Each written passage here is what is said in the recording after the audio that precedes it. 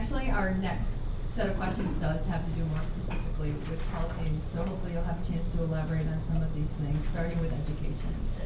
The question that we wanted to ask most in this department has to do with where do you stand on the use of public money for private school vouchers, and what are your thoughts on that whole process? I'm opposed, I'm opposed, I'm opposed. I said I served on the Senate Education Committee, and I had learned traveling the state, and I haven't seen the map, but I've been told that the people that are lobbying the Senate right now to privatize special education, the voucher people and the school choice people have donated more to campaigns than the state's leading business lobby, Wisconsin Manufacturing Commerce. I think that's very scary. And I think we find common ground in discussing education issues across every part of the state and across every political spectrum. When I'm in the West, when I'm in the North, when I'm in the central part of the state, over and again, I hear our schools are the center of our communities. They are the heart and soul of our communities. Please do not starve them. And our children are our most precious resource if we want the very best for them. And what the voucher school and the charter school bills are trying to do right now, the independent charter schools, is basically put a very big garden hose without a valve on it at the bottom of the bucket of all of the money for public education. And this has started to siphon off money for our public schools, and it will continue to in a worse way if these bills are passed. I think that of all of the damage that the Walker administration has started to do to dismantle our public structures, nowhere have I seen a damage greater, except maybe on the morale of the people, is what's happening to public education.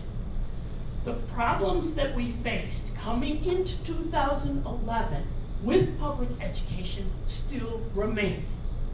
So I'm going to give you the very quick version of what I would do beginning as governor to try and solve this problem. In addition to restoring workers' rights at the table for public educators and every other public employee, which absolutely has to happen, and lifting up the voices of those workers who know what they need to do, I would make sure that the voucher schools and the charter schools have to follow the same accountability rules as the public schools. Yeah.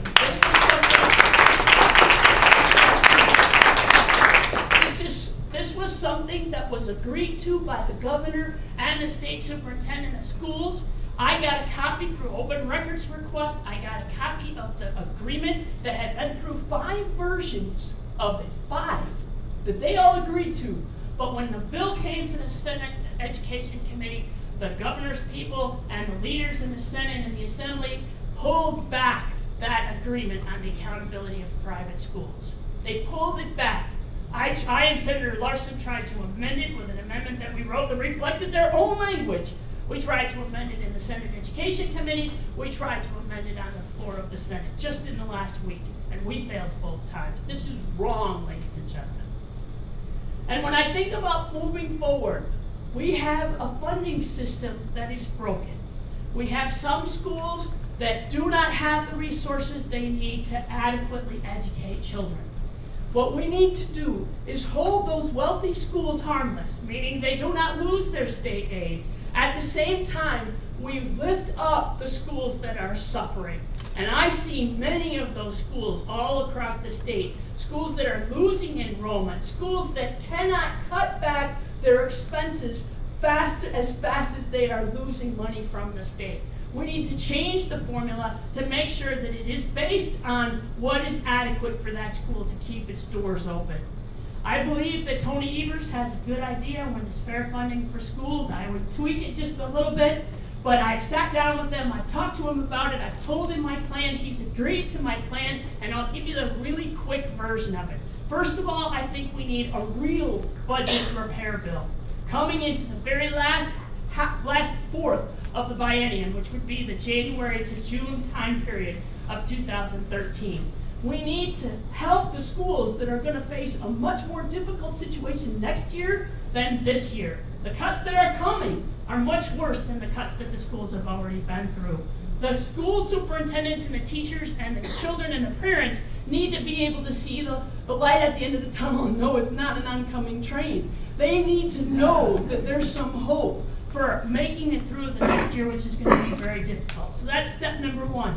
And through that bill, I would like to implement parts of the school fair funding for schools, changes in the formula. Step number two is to work in the budget of 2013-15 to implement the rest of the fair funding for schools program or changes in the finance, except for the part related to the school levy credit we're talking to.